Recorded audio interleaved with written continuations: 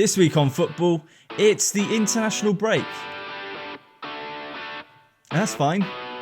That's fine. It's not fine. It's not fine. How many? We've had like 3 this season already, and there's one coming up in like 2 weeks' time. I am the biggest proponent of international football. I love watching England. I love supporting my nation. But it's so disruptive to the Premier League, to the different leagues, Championship. You're looking at League One games all postponed because of international duty for some players. Like, just when the season starts ramping up and you're getting into your FPL and you're getting into your club side, and then bang, international break. And then you're getting ramped up again, and then bang, international break. I'm sick of it. But I'm going to spin a positive this week. This week on football is the show, and I'm going to talk about the football this week, which is international, which is fine because there's been some positives, there's been some negatives, and I'm going to talk about that for all the home nations. That's England, Wales, Scotland, Ireland, and Northern Ireland.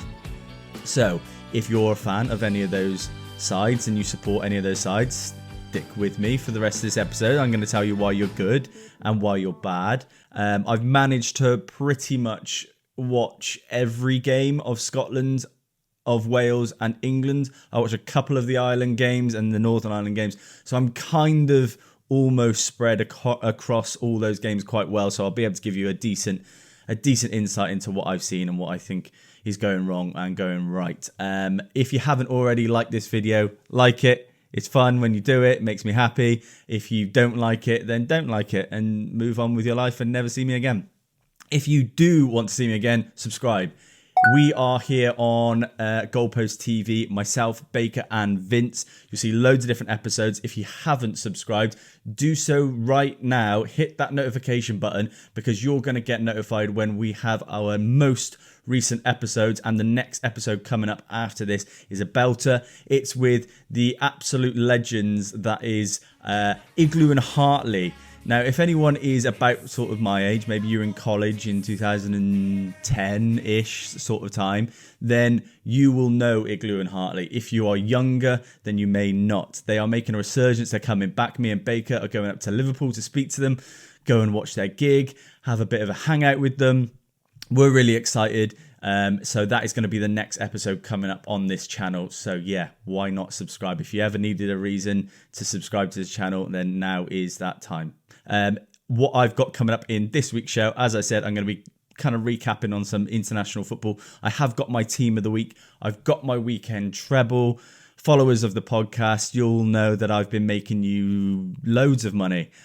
So I've got the weekend treble for next week coming up right at the end of the show. So stay tuned. Right. Okay. This week, let's do a recap of some of the teams. Like, I'm pretty much a positive person in most aspects of football. I always try and see the positive things over the negative things. I really struggled to do so with a couple of the home nation sides over this international break. It might be just a case of fatigue, stop-start, players not quite finding their feet, finding their form, but that is the case for every player, so it is a level playing field. Let's start with Wales. Positives: controlled the game against Montenegro. I thought they were really good in some aspects. They didn't really give up many chances. Harry Wilson scored the penalty, won the penalty, and he's also scored 2 goals this international break. I thought he was really good against Montenegro. I thought he was really good in the game prior to that as well. People will be talking about him. He should be starting every week for Fulham. Baker's been a big proponent on that. And while I kind of agree that he should be playing for a Premier League side week in, week out, is he going to get into that Fulham side the way that Marco Silva wants to play? Probably not. It almost feels like Harry Wilson is a luxury player when it comes to those systems. The Wales system, he is kind of the player who is the standout quality. So you understand why you can afford to have that. At Fulham, I don't know if you can afford to have that, especially in the Premier League. For Wales, against poorer sides, I think you can. Harry Wilson shines in those moments. He's got great quality on the ball. He uses the ball really well, and he's got a great engine. But I just feel like there is something missing with Harry Wilson. About, I think, 5 years ago, maybe even longer, I went to watch him when he was at Derby on loan from Liverpool. And I went to watch Derby play and really kind of there to watch Mason Mount. I was really excited about watching Mason Mount play. But Harry Wilson took my breath away that game. I thought he was unbelievable. He was the standout player for me, even with Mason Mount on the pitch. And I thought, you know what, this guy has got something. And it didn't really work out for him at Liverpool. Obviously, he went on loan. He played quite a decent number of games in the Premier League and scored goals. But now in this Fulham side, it's almost like the Fulham side that has started this season was winning and doing really well. And there's not really a place for him to fit in. I think if Harry Wilson wants to really make a claim to be a Premier League player, he's got to move. He's probably got to be the standout player in a side. So maybe a newly promoted side, not one that's kind of established. I think he does need to be playing minutes, and obviously under Craig Bellamy believes in him, thinks he's a top class talent, which he is. But I think a lot of people will be calling for more minutes, but I think that's up to him to go and get them. David Brooks really impressed me in the Montenegro game. Another player who's not getting minutes. Obviously, everything that happened with him in terms of his health, not great for his career, but he's back. He hasn't. I don't think he started a game. Maybe he started once for Bournemouth this season. But what he did do for me in that Wales game looked really sharp, really creative, not afraid to get a shot away, and showed that he is, for me, I think, Wales' best player. If he's fit and he's firing, he's Wales' best player by a mile. And Nico Williams, I thought, was really good for Wales as well at right back. Players are playing for Bellamy, so that's a big positive. The players that I've listed there, they are playing, and they're playing well. They're not having a problem scoring goals, even with Brennan Johnson dropping out the side. They grabbed a goal. They looked dangerous. The negatives, I would say, for Craig Bellamy at the moment is go and kill the game. It's all well and good to sit back and control the game, and this is a point that I will reiterate probably about 3 or 4 times for different teams, but go and kill the game. 1-0 up. You need to go and score again. It's international football. There's a lot of quality on the pitch, even against the smaller nations. Montenegro sounds like a small side, but Kristovic, who is in Serie A and does really well and scores goals. Then you've got Stefan Jovetic comes on the pitch. That didn't mean to rhyme, but he came on, and it's like there is a danger, there is a threat. And if you don't go and kill the game, you can open yourself back up. And that was the case in the previous game against Montenegro. I thought they were lucky against Iceland. Coming back, scoring 2 goals as well when they were 2-0 up.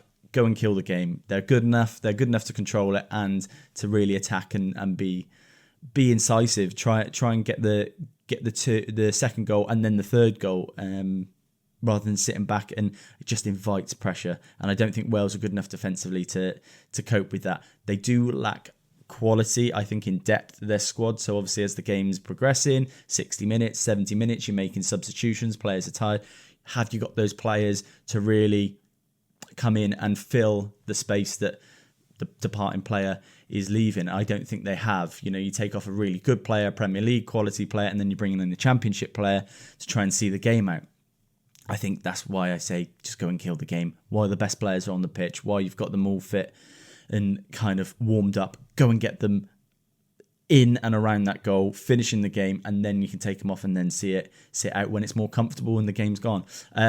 Better sides will beat Wales, and that is how it's going to be. I want to say Wales, there's a lot of positives, but better sides than Montenegro and Iceland will go and beat them, and I think quite comfortably. There are positives, there are negatives. I think Bellamy is the right man for that job, and I do like that appointment. England, let's start with some positives. Jack Grealish. Love watching Jack Grealish play football again. Love watching him play where he's not stifled and forced into a position where he can't shoot or can't get forward or can't break lines and isn't passing backwards every 5 seconds. So yeah, great. Angel Gomez with that fantastic assist for Jack Grealish against Finland. It was a Carsley side that I think he would have picked if he had everyone fully fit, pretty much that game. So it was a good representation of what we'd expect from Lee Carsley. Angel Gomez sitting, Jack Grealish on the left, and then Harry Kane came back in. Thought he was really good. Obviously, disappointing result against Greece, but I thought Gomez really good, Jack Grealish really good, Declan Rice really good, and Levi Colwill, even though obviously part of a shaky defence, I think he's really good. Jude Bellingham's a massive positive for me, and I am sick of seeing England fans and every other fan in the world try and tear him down after building him up. It is the English, it's the British thing to do. Build someone up to the point where he's our new hero, he's our golden boy, and then as soon as we can, we try and tear him down. Why? What's he done wrong? People posting stuff like, oh, Bellingham will have a stinker for 80 minutes and then score. He scored. Like, what more do you want? And also, the stinker that you're talking about, if it was a player that played for your club, you would not be saying that it's a stinker. You'd be saying, wow, look at that touch from Bellingham. Look at that turn from Bellingham. He's unbelievable. And we actually don't deserve him. We don't deserve him. The amount of hate that guy gets is a joke. He is confident. He's aggressive. He's exactly the type of character that we need in an England side. Someone who, yeah, he borders that line of arrogance. But since when is that a bad thing on a football pitch? He comes off the pitch. He is the nicest guy ever. He treats everyone with respect. He's proper British lad. And I love watching it.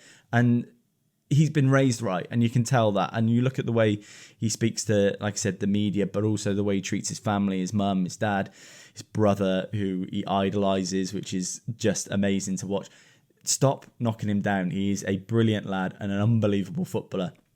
Let's hope that we have a bit more positive around him, because I think he's brilliant. And yeah, Carsley, the balls to change the side when Kane was out against Greece, you got to rate that. I think that's a positive, that he's not afraid to get on the front foot and go, do you know what, I'm going to stack this team with all the players that all you lot at home have been saying have to play, stack it full of them. It didn't work, unfortunately, and it was pretty drab. But there were some really nice touches, really nice interplay. Negatives, I will be honest, Cole Palmer, that's the worst I think I've ever seen him play.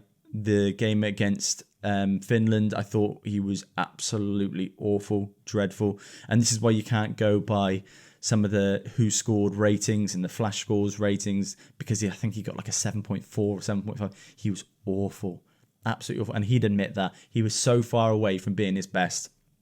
What that is down to, I don't know. Maybe it's the freedom. It felt like every time he received the ball, he was looking to pass backwards. And this comes on to the massive negative that I'm finding with Lee Carsley already. Yes, you want to control the game. You want to stifle the opposition, control the ball, don't let them have it, run them ragged, chasing after you, chasing shadows. But I think you have to have a very specific type of profile of players to do that.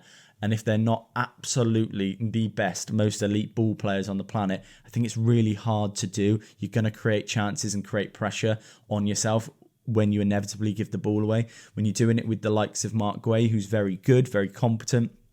Even John Stones, very good, very competent. Kyle Walker, Trent Alexander-Arnold. You're going to give the ball away, because not all of them are Andrea Pirlo, Luka Modric, Toni Kroos. You need to be absolute 0.01% of the world level footballer to do that, and do that really well. And City do it really well. Barcelona did it really well. Every other team that tries it, I think, struggles, depending on the opposition they're playing against. So, yeah, I'm not a fan of it. I don't think it works. I think, again, go and kill the game. You're 1-0 up. Even at 2-0, go and kill the game. The amount of times you see the ball passed out to the wingers and they're passing backwards. Jack Grealish, I absolutely love watching him run with the ball, run at players, stop turning around. Cole Palmer, you can run at a player. Bukayo Saka, these players can run at players. Let them do that. Give them the freedom to do it. Stop passing the ball sideways, because it just creates pressure. And I think it's the classic Sean Dyche meme where it's like utter woke nonsense. It is. It's trying to be Pep Guardiola. Stop trying to be that. Be your own. Be aggressive. Be front-footed. Ange ball. I know it doesn't work in terms of winning the Premier League for Ange, and it's not working for him currently. But that sort of aggression, when you're 1 or 2-0 up, go and kill the game.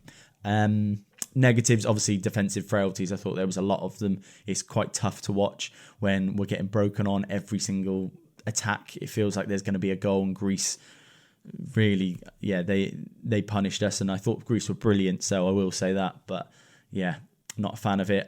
Pep in talks, Tuchel in talks with becoming England manager, or whatever you want to read those headlines.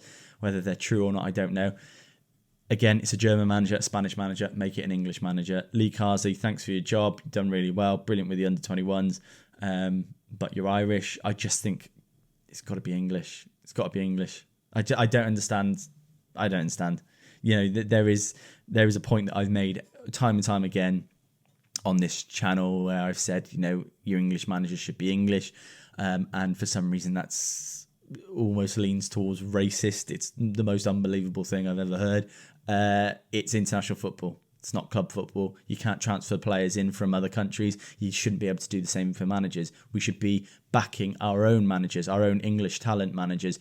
Yeah, people will say, yeah, but they haven't won anything. When's an English manager won the Premier League? Well, yeah, that's fine. That's fine if you're bad. If you're bad, that's fine. Every other country's bad. They can't just sub in an Erling Haaland or a Robert Lewandowski or a Luis Suarez into a Wales side. That's not how it works. So the manager's situation is exactly the same. I don't get it. Scotland, positives. Scott McTominay, absolutely love him. Everyone knows that. Andy Robertson, Liverpool quality players, but they seem to be the only two. But when you get them on the ball, get them in front of goal, put them on the ball in tight situations, they tend to do very well. And I think Scotland really need that.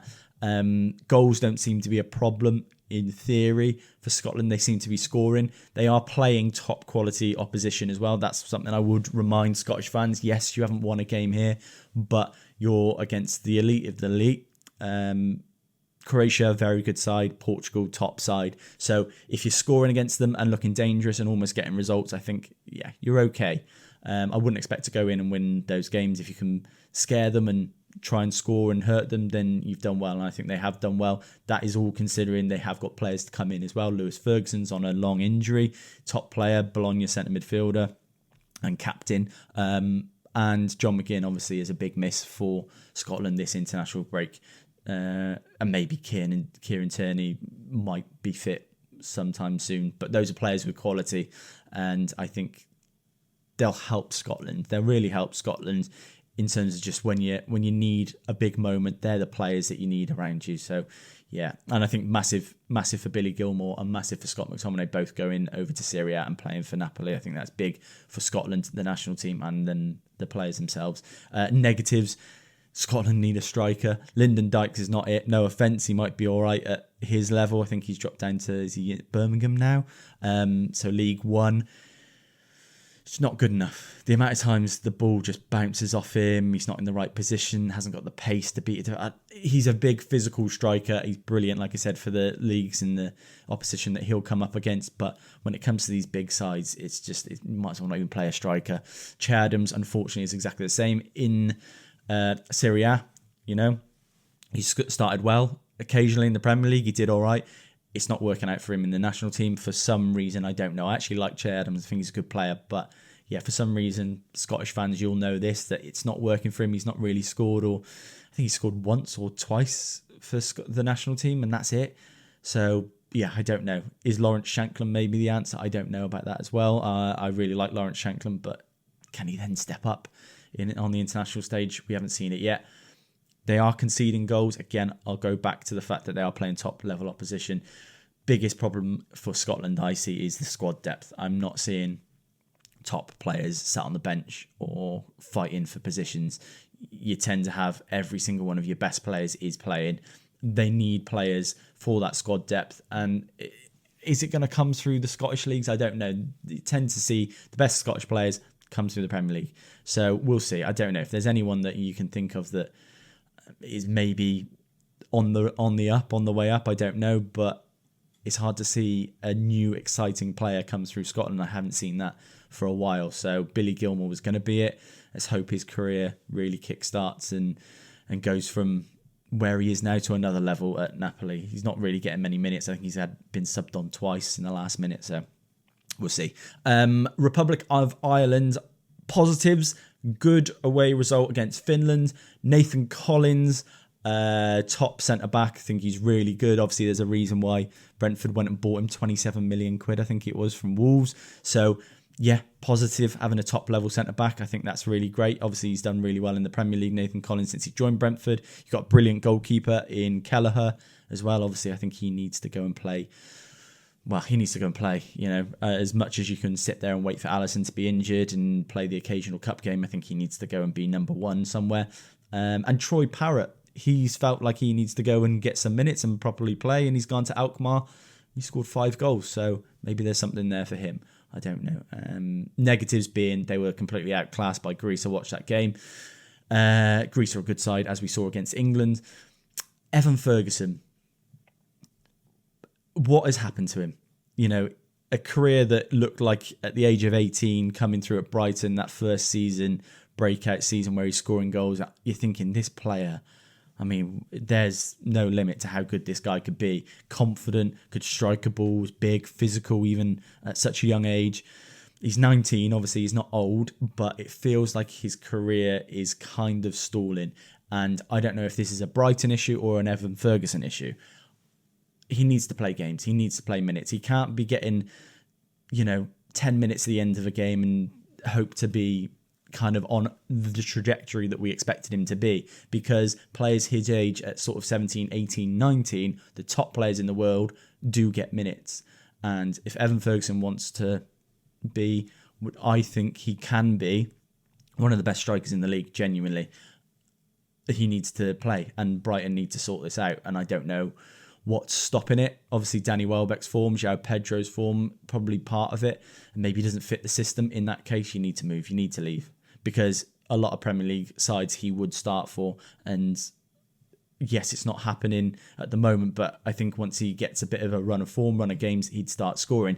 It's not working out for him in the international scene as well. But again, that's down to minutes. I think he's just lacking minutes and confidence. For Ireland, it's going to be an issue of squad depth. They haven't got a massive array of quality. Evan Ferguson's one of them, if he can keep fit and start scoring. The manager, I actually think it's a massive negative. I cannot believe it. I've never heard of this guy, Hallgrímsson. It's from Iceland. Why they gave him the job, I have no idea. Why the Irish FA decided to do that. I think there was positive feelings around John O'Shea, and maybe he was going to be the next manager. He's still involved in the setup, but it felt like, there was an obvious choice there, and then they went so left field that they've brought in some Icelandic dude that nobody's ever heard of. It might work out for him. At the moment, it's not. They are facing Nations League relegation. I think that'd be a disaster for them, because when you're in those groups, you're trying to build a side that can face top level opposition to then get relegated and be milling around like Northern Ireland are doing against the Belarus and the Bulgarias and these just naff sides that then they struggle to beat. I think you need to be the best, you need to play against the best and compete with the best. So I think that'd be a disaster for him. Talking of Northern Ireland, positives, they've got Conor Bradley and also Shea Charles, and that's about it. It's the only positives I can come up with Northern Ireland after watching them. They were absolutely dreadful against Belarus. Shocking. They can't score. There's a lack of striking options. I think their striker was is it Stevens, plays for what's his name? Stevens, something like that. Plays in like League One, League Two. It's not going to happen. You need someone who's got a bit of quality. Michael O'Neill essentially has to turn water into wine with this squad. It's not got loads of quality, but you need to build around players.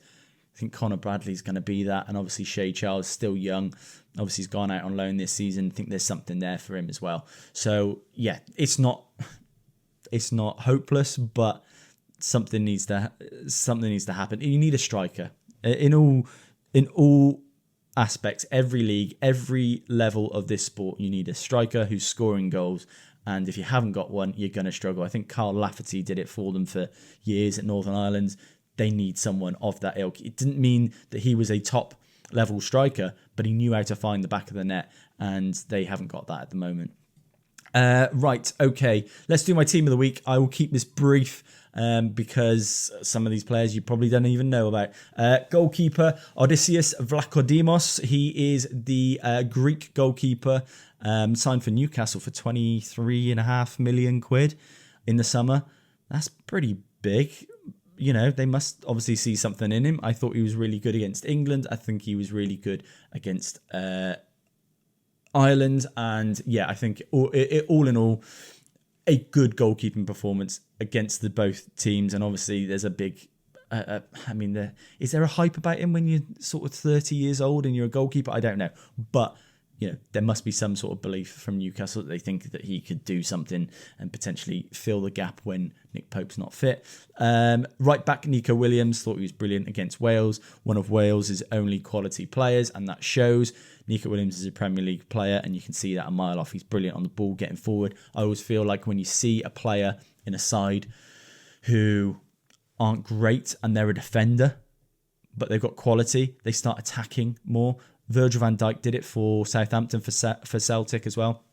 You can see those players take responsibility, not just defensively, but they'll get forward with quality as well. And Nico Williams does that. Centre-back, I've gone Ardian Ismaili. He is an Albanian centre-back, and I watched him play against Georgia. He kept a clean sheet, was really good. All-round, really good performance from Albania, and they celebrated that win like it was the World Cup. Honestly, it was great. So, yeah, very well deserved. Alongside him, I've gone for Konstantinos Mavropanos. He is the West Ham centre-back playing for Greece. 2 good wins for Greece. Brilliant in both of them. Man mountain, brilliant on the ball, attacking threat. And, yeah, when he plays for West Ham, when he's fit, he will play for West Ham. I think Arsenal, maybe were they a bit quick to get rid of him? I think he is a top centre-back. And, yeah, West Ham, I think they've got a really good player in him. So, yeah, brilliant. Trent Alexander-Arnold at left back. I'll be honest with you, I'm like one of Trent's biggest fans. What was interesting, even as a Man United fan and being one of Trent's biggest fans, I absolutely love him. But listening to Roy Keane talk about him after the game, and it was pretty damning the way he talked about him, saying he can't get over how bad he is at defending. And it is an issue. As much as you want to paper over the cracks with some unbelievable strikes, free kicks, goals, assists, whatever, there is an issue with Trent. And he knows it. And I think most of the football world knows it. I don't think it's something that we should be so negative on with him. I think it's quite cruel the way that the football world talks about his defending, but it is an issue and it does need to be sorted. And I don't know if he's ever going to have that in his locker. Central midfield is not a position for him, not for me. I don't think that's where you get the best out of him. You play him as part of a really solid back four on the right-hand side, give him space to put the ball in. And that is kind of what he's come away from that a little bit since Jurgen Klopp, probably since his last season, Jurgen Klopp played him a little bit differently, which is where the assists started to dry up. I think there is a massive potential for Trent to be an all-timer right back, but can he just work? Can he do something in training? Obviously, Gary Neville had a chat with him pre-season, talked about him defensively, and I agree with Trent because a lot of the things that he gets criticised for, I think no other right back would get criticised for. But at the same time, there are things he needs to work on. But what a free kick that was. Unbelievable amount of quality. And that is what England do need. You need a set piece specialist when the game's tight, when you need to go and win a game or close off a game. Trent to be able to step up from a dead ball like that, that's top level. Central midfield, Angel Gomez, talks of him coming back to Manchester United. I think it'd be an unbelievable transfer. I think it is the right transfer for him. He's gone away, gone to Boa Vista, gone to Lille, kind of stop-start, but now he's really found his place. He was playing sort of left wing and right wing for Man United at times, attacking midfield. I think that sitting role, because he's so comfortable on the ball, on the half turn, under pressure, I think he just suits that role so much. I think Man United do need that. Cobby is sometimes that, but also Angel Gomez can provide that quality as well. So, yeah, I think, brilliant assist, by the way, for the Jack Grealish goal. Fantastic. And when you're in and around the box, someone who's neat and tidy like Angel Gomez, I think a lot of players lack that level of quality. Angel Gomez has got that. Alongside him, Luka Modric. I cannot believe Luka Modric is still playing at this age with this amount of energy. It's unbelievable. I watched him in the game against Scotland, and just the way he got about the pitch, making tackles, tracking back, but also getting forward, dribbling with the ball, taking it past players. The guy just, time doesn't affect him. Age doesn't affect him. He is still a world-class player. It's unbelievable. And then finishing off that midfield, Harry Wilson, I spoke about him. 2 goals over the international break, and I thought he was Wales' best player this international break. Right wing, Peterborough fans, I am really sorry to say this, but you're probably going to lose him. Kwame Poku is one of the best players that I've seen at that level this season. He had a great season last season. But now it seems like he's pushed on to another level. The game I watched at the weekend was against Rotherham, and he got an assist, but you can see the touches. You can see it. When a player is that much above the level he is, it stands out like a sore thumb. Peterborough fans, you're probably, like I said, going to be a little bit disappointed that he's going to move on, but you're used to it by now. Ivan Toney moved on. You know, it is one of those places where Peterborough seem to nurture some really good talent, and you've got to take your hat off to them, because Darren Ferguson does a great job there. Been there for ages, in and out, but yeah, they seem to produce some really good players, and players seem to thrive in that environment. So fair play. Poku, I think, is the next one to move out of that league and out of that club. Left wing Jack Grealish, spoke about him. Great to have Jack back. I think he's brilliant. Want to see him move from Man City. Spoke about that before. And then striker finishing off is Vangelis Pavlidis. I've spoke about him for the last year. I think he's brilliant. Obviously banging goals in last year in the Eredivisie in the Dutch league, but now he's done it on the proper stage in front of the world and against England to win at Wembley. It was magic, and you've got to give it to him. Massive performance, massive effort for Greece, and obviously in memory of George Bulldog, who sadly passed away at such a young age. But it was amazing for Greece, and I don't think any team in the world would have beaten Greece that night. I think they were that good. England were poor, but Greece had something about them. They were channeling something, so fair play to them. Right, let's do my weekend treble. Guys, I have got to apologise. Last week, we lost. Yes, we don't lose very often, but I'm trying. I'm really trying. And last week we lost by a goal. 2 selections out of the 3 came in. And the last one was Newport against Harrogate, which needed to be over 1.5 goals. And it was 1-0. And the first goal went in early, and it was like, come on, surely. I can't believe it. So I'm absolutely gutted for you. But this week, I'm going to turn it around. Obviously, so far this season, we're into week 10 this week, and you're a total of £102 profit, which, come on, that's not too bad. You've got to be happy with that. This week's selections, I've gone for AC Milan versus Udinese over 2.5 goals. Oxford versus West Brom over 1.5 goals in the game. And then finally, Arsenal to beat Bournemouth. That is £10 on to return £33.34. So, look. Week 1, we won. Week 2, we lost. Week 3, we won. Week 4, we won. Week 5, we won. Week 6, we won. Week 7, we lost. Week 8, we won. And then last week, we missed by a goal. And these, you know, the 3 that I've lost this season, one of them was I only got 1 selection out of 3. The other 2 missed by a goal, like 1 goal. So it's tight. It's touch and go every week, but it's good fun. And if you want to join in, £10 on gets you a nice healthy profit. Last season, we made a profit for everyone who followed it. This season, we're well on our way to make a profit easily. So, yeah, I'm making you money. So if there's ever a reason to follow a podcast, one that makes you money, you know, why wouldn't you follow it and listen to me talk? This week, tonight, I'm off to watch England under 21s. Quite excited about that. Looking forward to seeing Dortmund's Jamie Gittins. I've seen him obviously play on the television, but not seen him live, so I'm looking forward to seeing him. Villa's Samuel Ealing Jr., obviously signed from Juventus, seeing him plenty in Serie A last season, coming on, making little cameos, but be interesting to see if he plays. Jaden Philogene, big fan of his, think he's brilliant, obviously a Premier League player now, and well-deserved. Mostly, I am looking forward to seeing Morgan Rogers get a decent run out, hopefully. I think he's been one of the players of the season so far in the Premier League, such a young age. I think he came on as substitute for England, the under-21s, last week. Hopefully he gets a start this week, and I'm looking forward to seeing that. So I'll post a couple of videos on TikTok. If you haven't already followed me there, it's at Alex Goalpost. If you haven't subscribed, like the video, do stuff that's cool, then do it now. Guys, stick with me this season. I am back next week, next Wednesday, and every Wednesday until the end of the season. Make sure you subscribe to the channels and you hit that notification button, because we've got Igloo and Hartley coming up, and that's going to be great. I don't know how it's going to go. I have no idea what to expect.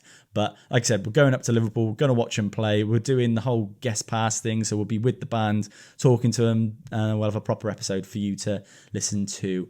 So looking forward to that. Guys, I'll see you next week. Thank you for tuning in. Goodbye.